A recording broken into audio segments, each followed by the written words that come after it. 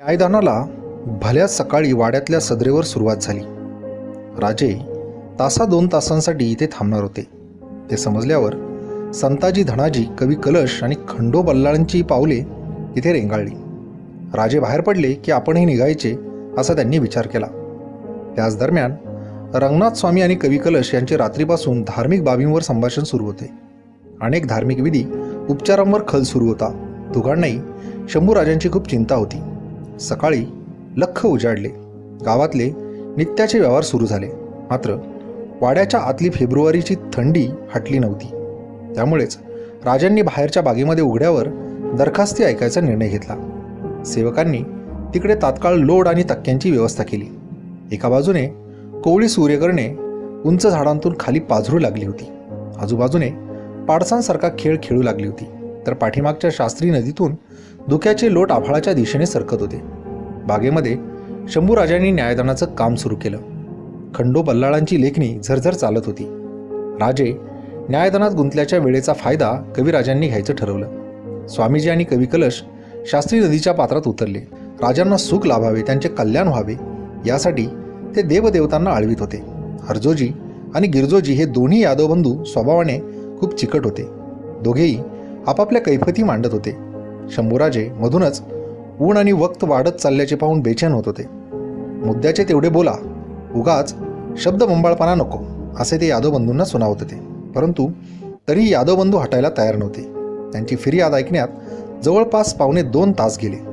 राजांनी फिर्याद ऐकली आणि तोंडी निकाल खंडो बल्लाळांना सांगितला.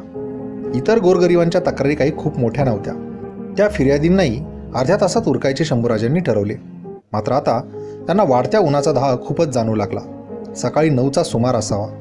एका फाटक्या गरिबाची अर्जी ऐकण्यात राजे मग्न होते. इतक्यात कोणाच्या तरी पोटात भाल्याचे पाते घुसाविणे त्यांनी किंचाळत टाव फोडावा तशा दूरवरून आरोळ्या ऐकू येऊ लागल्या. राजे राजे, घात झाला, घात झाला. त्या आवाजाबरोबर शंभूराजांचे मन चरकले. बाजूची तलवार आपल्या हाती घेत ते धाडकन उठून उभे राहिले. दारात गडबड उडाली. बागेतला गोंधळ ऐकून कवी कलशही वाऱ्याच्या वेगाने नदीची दरड चढून वर आले. तोवर घामाने थपथपलेला एक हरकारा शंभूराजांच्या पुढ्यात येऊन उभा राहिला. त्याच्या मांडीखालच्या घोड्याची अतिश्रमाने लाळ गळत होती. त्याच्या पायाची ढोपरे दगडधोंड्यातून प्रवास करून फुटली होती. तो केविलवाण्या सुरात ओरडून सांगू लागला, राजे, वैरी संगमेश्वरावर चालून येतोय. राजे, किमान 600-700 स्वारांचा लोंढा या डोळ्यांनी बघितलाय. राजे, इकडे तिकडे विखुरलेले घोडेस्वार पटापटा आपल्या घोड्यावर बसले. राजांनी पाखऱ्या असा आवाज देताच पलीकडून त्यांचा घोडा धावत आला. राजांच्या समोर उभा ठाकला. पुढच्या प्रवासासाठी सोन्या मोत्याच्या दागिन्यांनी तो आधीच मडलेला होता. आपल्या धन्याच्या हाकेतली खोल निकड त्याला जाणवली होती. राजांनी त्याच्या पाठीवर गडबडीत थाप मारली आणि ते झटकन घोड्यावर स्वार झाले. रणांगणाला सामोरे जाण्यासाठी कवी कलश केव्हाच सिद्ध झाले होते. वृद्ध म्हाळोजी घोरपड्यांच्या डोळ्यात आत्ताच आग पेटली होती. त्यांनी गडबडीने तळ हातावर तंबाखू चोळली आणि तिची बुकणी दाढेखाली धरली. हातातल्या जमदाड्याचे चमचमते पाते त्यांनी हवेत उंचावले. आहे त्या 400-500 घोड्यांसह बचावात्मक पवित्रा कसा घ्यायचा याचे नियोजन शंभूराजे गडबडीने करू लागले. तितक्यात समोरच्या हिरव्या झाडांच्या पाठीमागून आरोळ्या ऐकू येऊ लागल्या. अल्लाहू अकबर, अल्लाहू अकबर, दीन दीन. आणि पाठोपाठ मोगलांची घोडी डोळ्यांसमोर दिसू लागली. त्याबरोबर म्हाळोजी घोरपडे बेंबीच्या देठापासून ओरडले, हर हर महादेव. त्या पाठोपाठ धनाजी आणि संताजी सारख्या तरण्या पोरांनी गर्जना केली, शिवाजी महाराज की जय, संभाजी महाराज की जय. घोड्यांना घोडी भिडली. तलवारीची पाती एकमेकांवर खणखणू लागली. घोडी खिंकाळू लागली. माणसे धुंद झाली. रुंदाड पाठीच्या एका उंच घोड्यावर मुकर्रब खान बसला होता. त्याच्या अंगावर कातडी झका होता. गेल्या 3-4 दिवसांच्या प्रवासाने तो पुरता आंबून गेला होता. मात्र लढाईच्या टिपीर घाईत त्याने शंभूराजांना पाहिले. तसा त्यांच्या अंगामध्ये भयंकर चेव चढला. त्या एका शंभूराजाला मारणे किंवा धरणे ह्या एकाच आकांक्षेने गेल्या कित्येक दिवसात तो पिसाटून गेला होता. बघता बघता मोगलांनी शंभूराजांच्या वाड्याला आणि समोरच्या परिसराला वेढा दिला. काहीजण नदीच्या अंगाला धावले. वैऱ्याने तिकडची वाट कोंडून टाकली. सुरुवातीपासूनच मोगलांचा खूप जोर होता. शत्रूचा किमान 1000-1200 घोडा होता. त्यांच्या चौफेर गर्दीमध्ये शंभूराजांचे मध्येच अडकलेले सुमारे 450 घोडेस्वार अगदीच केविलवाणे दिसू लागले. एवढ्या वर्षांचा दीर्घ ससेमिरा मोगलांच्या लाखो सैनिकांच्या हानीनंतर, अफाट प्रयत्न आणि जीव घेण्या मानसिक दगदगीनंतर अप्राप्य असा संभाजी सापडतोय. घात अपघातानं अचानक हाती लागतोय या केवळ कल्पनेनंच शत्रूला भयंकर चेव चढला होता. सपासप तलवारी चालवत ते सैनिक शंभूराजांच्या दिशेने धाव घेत होते. आरंभी तरी महापुराच्या रोंघावत्या लोंढ्यात एखादी गळंकी नाव अडकावी तशी मराठ्यांची फौज दिसत होती.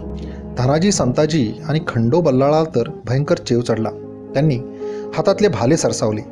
मराठ्यांच्या घोड्या शत्रूच्या घोड्यांच्या अंगावर आदळू लागले. पाठोपाठ धरा, हाणा, चेचा, ठेचा असे जोरकस शब्द रणावर लहानसारखे फुटू लागले. काही मराठे बाजूच्या झाडांचा आडोसा घेऊन सपासप भाले मारू लागले. त्यांच्या केवळ ओरडण्याने आपल्या राजाला वाचवण्याच्या आवेशाने मराठ्यांचा इतका मोठा दंगा आरोळ्या सुरू झाल्या की आहे त्यापेक्षा दुप्पट फौज झाडीत लपल्याचे मुकर्रब खानाला वाटू लागले. परंतु आपल्या प्राणाची पर्वा न करता मुकर्रब खान शंभूराजांच्या दिशेने धावू लागला. एकावेळी 50-60 पठाणांनी राजांच्या भोवती कडे करून धाव घेतली. बऱ्याच दिवसात राजेही असा रणरंग खेळले नव्हते. शंभूराजांच्या मजबूत हातातील जमदाडा खूप धारदार होता. आपली सर्व ताकद एकवटून ते तलवारबाजी करत होते. दिवाळीमध्ये स्वतः जळत धुमसत आपल्या भोवतीस ठिंग्यांची बरसात करत फिरणाऱ्या भुईचक्रासारखे राजे जागेवरच गरगर फिरत होते. आपला घोडा नाचवत होते. मात्र शंभूराजांच्या मदतीला धनाजी, संताजी आणि खंडो बल्लाळ एकाच वेळी जोरकसपणे पुढे धावले. त्या तिघांनी तडाकेबंद तलवारबाजी करत शत्रूच्या चालून आलेल्या घोड्यांवर आपली घोडी आदळली. इतक्यात नदीच्या अंगाने मागून काही पठाण शंभूराजांवर धावून आले. त्यांचा समाचार घेण्यासाठी शंभूराजे तिकडे वळले. ते बेसावत कधी होतात याची संधी मुकर्रबचे डोळे शोधत होते. आपल्या हातातली अतिशय तीक्ष्ण हैदराबादी तलवार घेऊन तर शंभूराजांच्या दिशेने धावला. राजे घोड्यावर पाठमोरे होते. मुकर्रब खानाने आपल्या घोड्याला जोरदार टाच मारली आणि स्वतःचा घोडा सरळ शंभूराजांच्या घोड्यावर घातला. त्याच्या हातातले तलवारीचे पाते विलक्षण चमकले. किमान एका घावात संभाजीराजेंच्या बावट्यापासून एका हाताचा लचका सहज तोडून घेऊ केवळ ह्याच आकांक्षेने त्याची तलवार वेगाने पुढे धावली होती. परंतु तेवढा चमत्कार झाला. शंभूराजांच्या पाठीत अगर दंडावर तलवारीचे पाते रुतण्याआधीच कोणीतरी मध्येच मुसंडी मारली. आपल्या घोड्यावरून शंभूराजांच्या घोड्यावर उडी घेत राजांना आडोसा तयार केला. तसे खानाच्या तलवारीचे पाते त्या व्यक्तीच्या खांद्यात कचकन घुसले. हाडांचा बुकरा करत तिथेच रुतून बसले. आजूबाजूला गरम रक्ताच्या चिळकांड्या उडाल्या. शंभूराजांचा मखमली अंगरखाई गरम रक्ताने माखून गेला. मात्र राजांचे प्राण बचावण्यासाठी कुर्बानी करणारी ती जाडजूड व्यक्ती मध्येच घोड्यावरून खाली आदळली. शंभूराजांनी गरकन घोडा पाठीमागे वळून खाली रक्ताची आंघोळ करण्यात त्या वीराकडे पाहिले. ते सेनापती म्हाळोजी घोरपडे होते. म्हाळोजी बापा कामी येताच मराठे द्वेषाने पुरते पेटून उठले. संताजीलाही आपल्या बापाच्या कलेवराकडे पाहायला उसंत नव्हती. तो स्वतः, धनाजी, खंडोबल्लाळ सारे जीवाच्या जोराने जंग करू लागले. तेवढ्यात कोणीतरी मुकर्रब खानाच्या घोड्याच्या मागच्या मांडीच्या फऱ्यावर जमदाड्याचा जोरदार वार केला. पायाच्या शिरा तुटताच घोडा मोठ्याने खिंकाळला आणि बगलेवर जाऊन कोसळला. घोड्याखाली सापडून खानाची दामटी व्हायच्या आधीच गडबडीने त्याने दुसऱ्या बाजूला उडी ठोकली. मुकर्रबला प्रत्यक्ष कोणी याआधी पाहिले नव्हते, परंतु त्याच्या साजीवरून आणि आविर्भावावरून तोच मोगलांचा सरदार असल्याचे दिसत होते. शत्रूचा म्होरक्याच बिन घोड्याचा झाला हे लक्षात येताच मराठे जीवाच्या जोराने त्याच्याकडे धावू लागले. मोगलांचा जोरही दांडगा होता. दोन्ही बाजूचे वीर अशा नेटाने एकमेकांच्या मानेवर तलवारी हाणत होते. सुडाने बेफाम झालेल्या तलवारी अशा चपळाईने चालवल्या जात होत्या की एकेका रपाट्यात मुंड्यात तुटून चेंडूसारख्या बाजूला फेकल्या जात होत्या. लाल भडक रक्ताने तो बगीचा पूर्ण बरबटून गेला होता. घोड्यावरून खाली कोसळणे हा मुकर्रबला अपशकून वाटला. त्याच्या स्वार शिपायांनी त्याला मागे खेचला. ते त्याला दुसऱ्या घोड्यावर बसू लागले. तोवर मराठ्यांनी त्यांना चेचत कांडलत बगीच्याच्या बाहेर काढले होते. इतक्यात दूरवर विश्रांती घेणारा 50-60 मराठ्यांचा एक ताजा बेडा वाड्याच्या महाद्वारवाजातूनच हर हर महादेवचा गजर करत आवेगाने पुढे धावून आला. त्या बाजूकडे मुकर्रब खानाने नजर टाकली.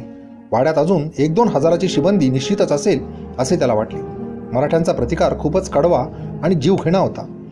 दुसऱ्या घोड्यावर स्वार होता होता खानाने रानाकडे सहज नजर टाकली तर त्याला सर्वत्र शेकडो पठाण आणि दख्खनी मुसलमानांच्या मुर्द्यांचा सडा पडल्याचं दिसलं. त्याच्या 1200 पैकी किमान 400 योद्ध्यांनी त्या धुमश्चक्रीत प्राण गमावले होते. खान त्या रानाला समोरच्या त्या गूढ वाड्याला आणि बाजूच्या हिरव्या बेभरवशाच्या रानाला भयंकर घाबरला. आपल्या उरल्या सुरल्या लष्कराला त्याने धीम्या सुरात हुकूम दिला, भागो पिछे. शत्रू रण सोडून माघारी फिरला. खळ्यामध्ये कंसाच्या जोड्या पसराव्यात तसा प्रेतांचा सडा पडला होता. जे जिवंत होते ते कणत होते, विवळत होते. या अल्लाह, अरे देवा असे फक्त करण्याचे सूर ऐकू येत होते. जखमी घोड्यांचे केविलवाने खिंकाळणे ऐकवत नव्हते. आपली हुकूमत असलेल्या आपल्या मुलखात गनीम असा अमान धपक्या इतक्या दूरवर येऊन पोचावा याचा शंभूराजांनाही धक्का बसला होता. चौफेर गस्तीच्या पथकांनी वाटा कोंडल्या असताना दर्यावर आणि भूभागावरही जागोजाग खडे पहारे आणि जागती गस्त ठेवली असताना शत्रू इतक्या खोलवर पोचतोच कसा? नक्कीच फितुरांचे बोटच इतक्या दूरवर त्याला घेऊन आले असावे. परंतु आता अधिक विचार करायची ती वेळ नव्हती. किमान 350 मराठे कामी आले होते. शंभूराजांच्या सोबत फक्त 100-125 मावळे उरले होते. संताजी, धनाजी, खंडोबलाळासह जंग खेळलेले वीर शंभूराजांच्या पुढच्या आदेशाची वाट पाहत खडे होते. पुढचा प्रवास लवकर उरकावा म्हणून आपली लढाऊ पथके राजांनी मोठ्या आत्मविश्वासाने काल रात्रीपासूनच पुढे धाडायला सुरुवात केली होती.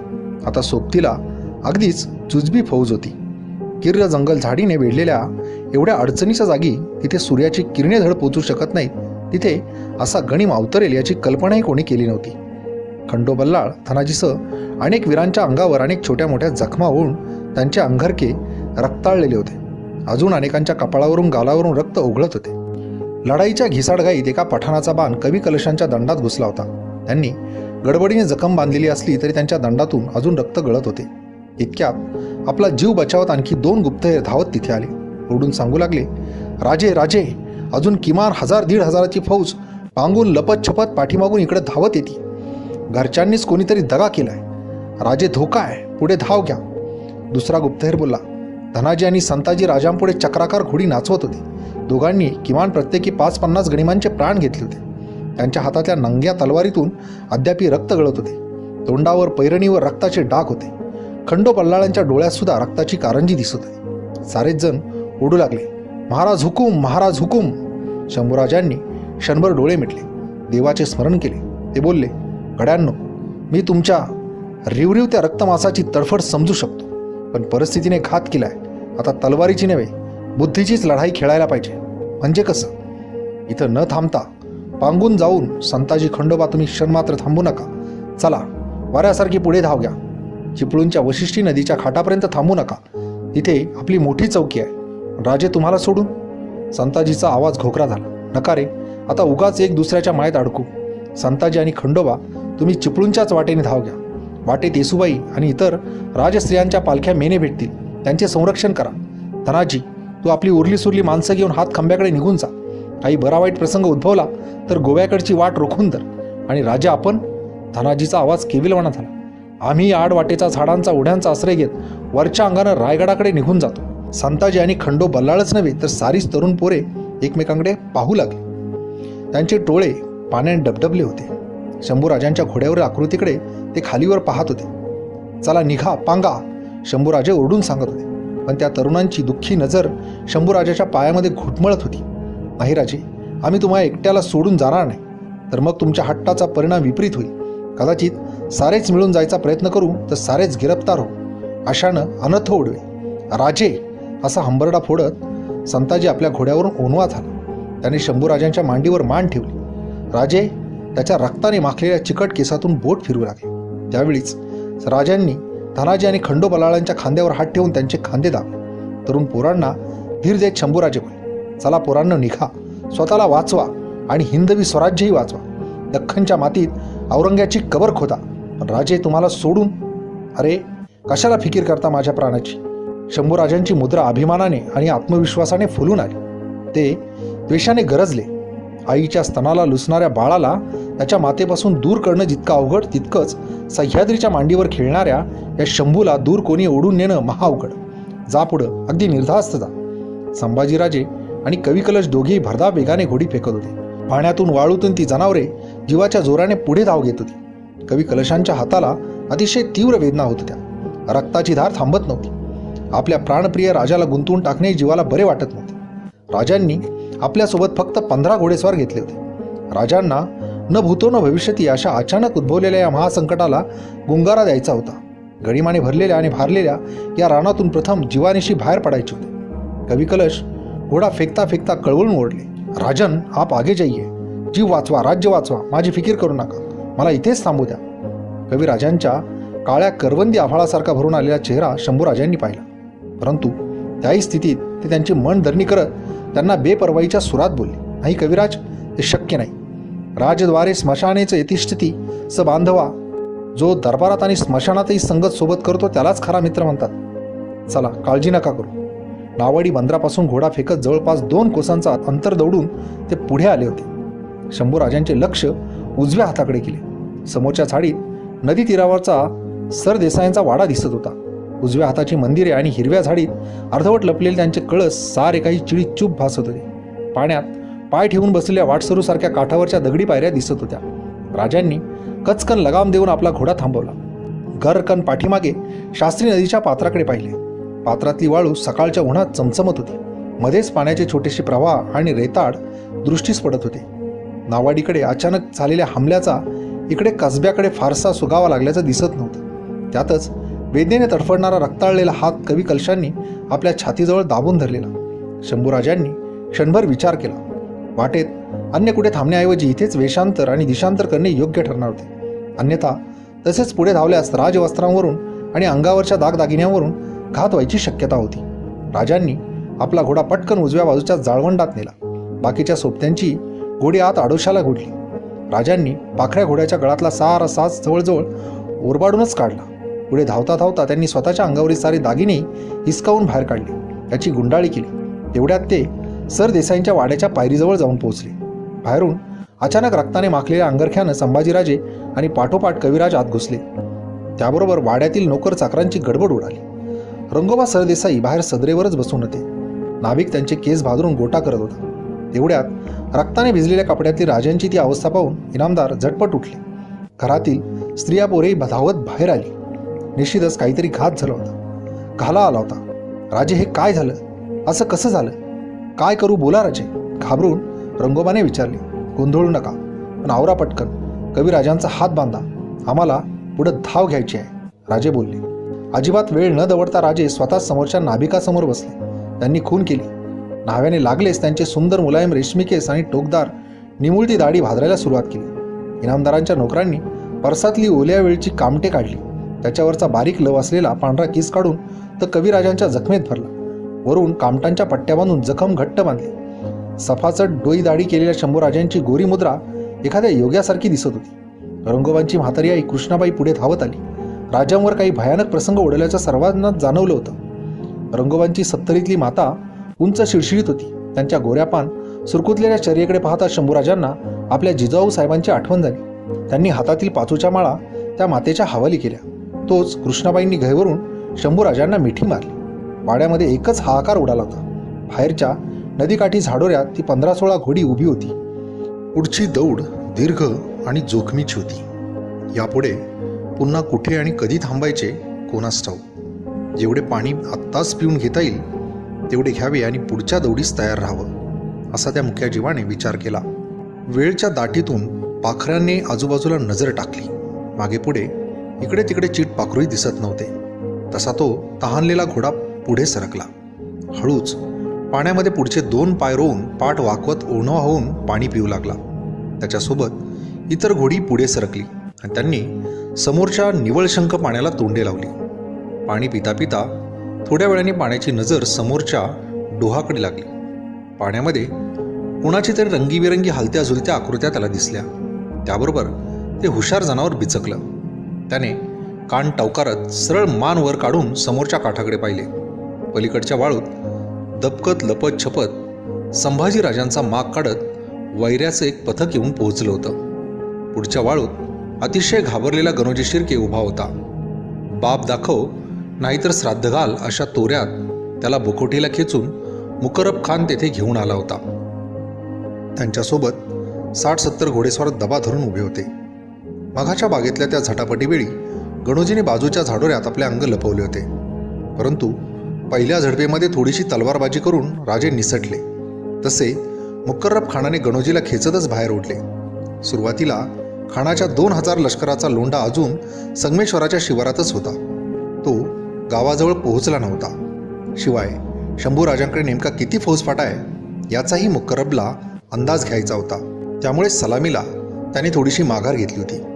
पाठीमागे राहिलेल्या फौजेचे नेतृत्व मुकर्रबचा बेटा इखलास खान करीत होता. आता इखलासही आपल्या 2000 फौजेनिशी संगमेश्वरात येऊन पोहोचला होता. अधिक दंगा न करता किंवा आरोळ्या न ठोकता त्या बापलेकांनी आपली फौज विभागली होती. बाजूच्या झाडाझाडोऱ्यातून रानातून नदीच्या अंगाने त्यांच्या गुपचूप झडत्या सुरू होत्या. वाळूत उभ्या असलेल्या गणोजीची जळकी नजर समोरच्या डोहापलीकडे गेली. त्या झाडीत गुपचूप चोरासारखी पाणी पिणारी ती घोडी त्यांच्या अंगावरच्या त्या रेशमी झाली आणि त्यापेक्षाही पाखऱ्याच्या पायात गुडघ्याच्या वर घातलेले सोन्याचे 4-4 तोडे त्याला दिसले. तसा तो हळूच चेकाळल्या सुरात मुकर्रब खानाला बोलला, खानसाहेब, तो पहा, संभाजीराजांचा घोडा. पाखऱ्याने आपल्याकडे श्वास रोखून पाहणारे वैरी जोखले. तसा तो इनामी घोडा गरकन पाठीमागे वळला. मोठमोठ्याने खिंकाळत शंभूराजांना धोक्याचा इशारा देत वाड्याकडे जीवाच्या आकांताने धावू लागला. तोवर शंभूराजांनी आत वाड्यात आवरावर केली होती. ते रंगोबाच्या मातेचा निरोप घेत होते. इतक्यात राजांच्या कानावर पाखऱ्याचे जे अशुभ खिंकाळणे आले तसे त्यांचे काळीच सरकले. त्यांनी ओळखले, निश्चितच वाड्याला वेढा पडू लागलाय. क्षणभर शंभूराजांनी मासाहेबांचे, जिजाऊंचे, छत्रपती शिवरायांचे आणि आई जगदंबेचे स्मरण केले. हाच वक्त होता ह्या जंगल रानातून फरार व्हायचा, रानपाखरासारखी भरारी मारायचा.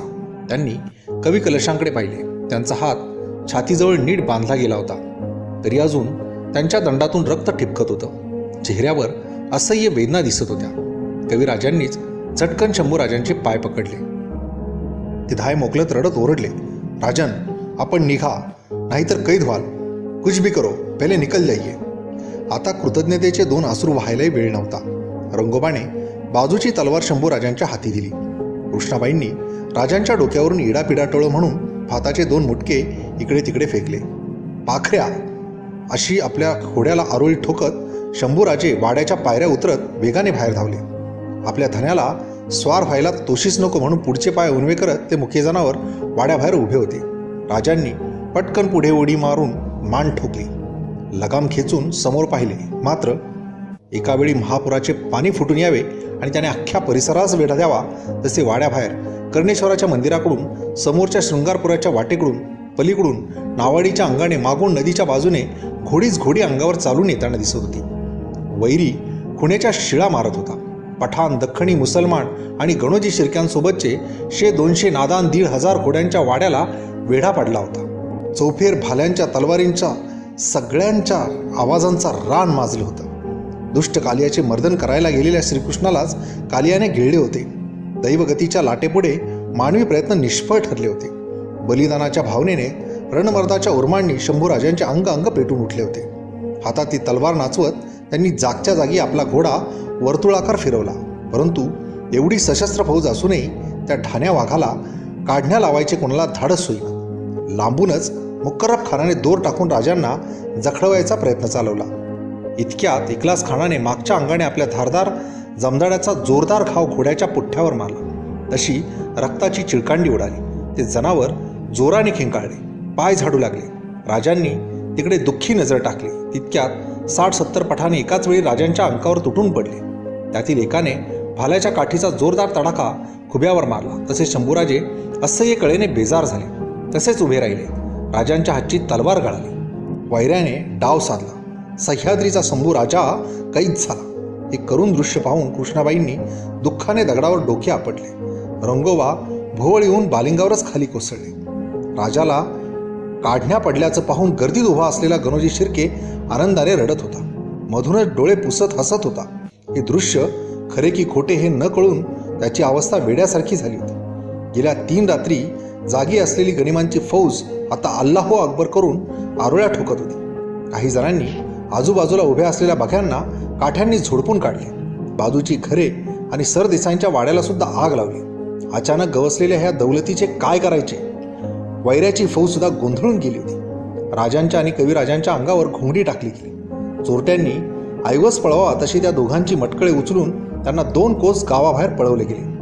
डाव्या हाताला वरुणचे पात्र होते. त्या नदी किनाऱ्यावर मुकर्रब खान थांबला. आपल्यासोबत फक्त 600-700 घोडेस्वार घ्यायचे. बाकीची दमलेली घोडी आणि दमल्या भागलेल्यांना तसेच गणोजीच्या 200 साथीदारांना मागे ठेवायचा निर्णय झाला. त्यांनी आहे त्या जागीच थांबून पहारा लावायचा होता. पाठीमागून आक्रमण आल्यास ते रोखून धरायचे होते. मुकर्रबने आपल्या सहकाऱ्यांना जो असेल तो खाणा फस्त करा असा हुकूम दिला. आपल्या डगल्यात जीन सामानात जे शिळेपाके अन्न उरले होते ते घोडेस्वारांनी उभ्या उभ्याच खाऊन टाकले. बाजूच्या नदीत घोड्यांना पाणी पाजले. माणसे जनावरे हुशार झाली. शंभूराजे आणि कविकलश अवाक झाले होते. आपण स्वप्नात आहोत की सत्यात आहोत हे काहीच त्यांना कळत नव्हते. इखलास खानाने पुढे होऊन हातपाय बांधले. दोघांनाही 2 घोड्यांवर बांधण्यात आले. त्यांच्या अंगावरचे शाही कपडे फाडले गेले. त्या जागी त्यांच्या अंगावर मुसलमान सैनिकांचे हिरवे डगले चढवण्यात आले. टोकदार दाढी नाही, लांब मुलायम रेशमी खांद्यावर मागून रुळणारे केस नाही, डोक्याचे चकचकीत मुंडन, त्यावर ताज्या जखमांचे गोंदन, अंगावर हिरवे सगे. त्या वेषांतरामुळे शंभूराज आणि कविराज दोघेही इतके वेगळे दिसत होते की कोणालाही त्यांची मूळ ओळख पटणे अशक्य होते. शंभूराजांच्या रूपाकडे पाहून गणोजी अगदी पोट धरून हसला. आपली जळकी नजर उडवत बोलला, वा वाह, रायगडचे राजे संभाजीराजे. बेट्या, शिमग्यातल्या सोंगापेक्षाही साजरा दिसतोस की रे. गणोजी, पागल हशी खुशी साजरी करायचा हा वक्त नाही. आगे का रस्ता दिखाई. मुकर्रब खानाच्या करड्या आवाजाने गणोजी भानावर आला. त्याने आजूबाजूच्या पर्वत दऱ्या पाहिल्या आणि त्याचे अवसान गळाल्यासारखे झाले. तो घाबरून बोलला, खान साहेब, त्या दूरवर दिसणाऱ्या पर्वताचं टोक ओलांडून दिवसा उजेडी येथून बाहेर पडलेलेच बरं. नाहीतर मधमाशांचं पोळं फुटावं तसं मराठे अंगाचं लचकं तोडतील माझ्या. लेकिन गणोजी, खुदाची खैर म्हणून सापडलेली शिकार सहजी पसणारी नाही. उजबी करो, देर रातीच्या आत मला कराडचा आमचा मोगली तळ गाठायचा आहे. फिकीर का करता मुकर्रब मिया, कराडची वाट आमच्याच शिरकणातून जाते. या माझ्या मागं. अजिबात न थांबता हुशार झालेली 800-900 घोडी पुढचा मार्ग कातरू लागली. नायरीजवळ शास्त्री नदीवर पलीकडे जाण्यासाठी एक लाकडी साखं होते. ते शंभूराजांनीच बांधून घेतलेले होते.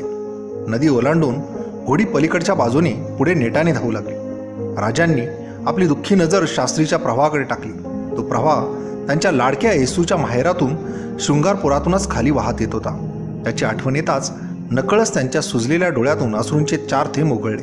आता सासरच्या वाटा, स्वराज्याच्या वाटा, सौख्याचे रस्ते, सुखाची वळणे, इष्टमित्रांचे उंबरे, ती मंदिरे, पाण्याने भरलेले घाट एक एक करून सारे पाठीमागे पडू लागले होते. समोरची छाती इतक्या उंच गवताची काटेरी वाटही सरता सरत नव्हती. निवळीच्या माळरानावर धनगरांची 8 तरणी-ताठी पोरं उभी होती. डोक्याला तांबडी भडक आणि निळी पागोटी, पल्लेदार मिशा, हातात घुंगराच्या काठ्या आणि प्रत्येकाच्या कमरेला 2 दिवस पुरतील एवढ्या भाकरी बांधलेल्या. समोरच्या माळरानावरून मधल्या गवतात हरवलेल्या वाटेकडे त्यांचं लक्ष होतं. दिवसभरात पाहुणे कधी येतील, 800-900 लोकांना पुरतील एवढ्या भाकऱ्या बांधून तयार राहा असा निरोप होता. गेल्या 2 दिवसांपासून रोज एवढ्या लोकांच्या भाकरी तापून निवळीजवळचा धनगरवाडा रस्त्यावर उभा राहत होता. 2 दिवसांमागे गणोजी शिर्क्यांचा कारभारी गोवर्धनपंत स्वतः निवळीला येऊन पोहोचला होता. जयनगर बंदराजवळ हिऱ्यांचे काही इराणी चाचे चोरटा व्यापार करतात. त्यांना पकडण्यासाठी शिर्क्यांची एक टोळी जयनगराकडे दबा धरून बसली आहे. त्या परदेशी सौदागरांना पकडून कराडवरून साताऱ्याकडे न्यायचा खुद्द शंभूराजांचा हुकूम आहे असे गोवर्धनपंतांनी सांगितले होते. या निमित्ताने शिर्क्यांचे आणि शंभूराजांचे भांडण मिटल्याची खबर स्थानिक लोकांना समजली होती. लोक खुशीने आपापसात हातावर टाळी देत बोलत होते. शेवटी बायकोचा भाऊ आणि लोण्यापेक्षा मऊ. गोवर्धनपंत एक कंजूस गृहस्थ म्हणून प्रभावलीमध्ये प्रख्यात होता. पण आता मात्र त्याने भलताच हात सैल सोडला होता. भाकरी बडवणाऱ्या धनगरणींपुढे त्याने एवढ्या ओंजळीने शिवाई मुद्रा टाकल्या होत्या की काही आयामाया गमतीने बोलल्या, सरकार, भाकऱ्या 2-3 दिवसांच्याच पाहिजेत का एका महिन्याच्या?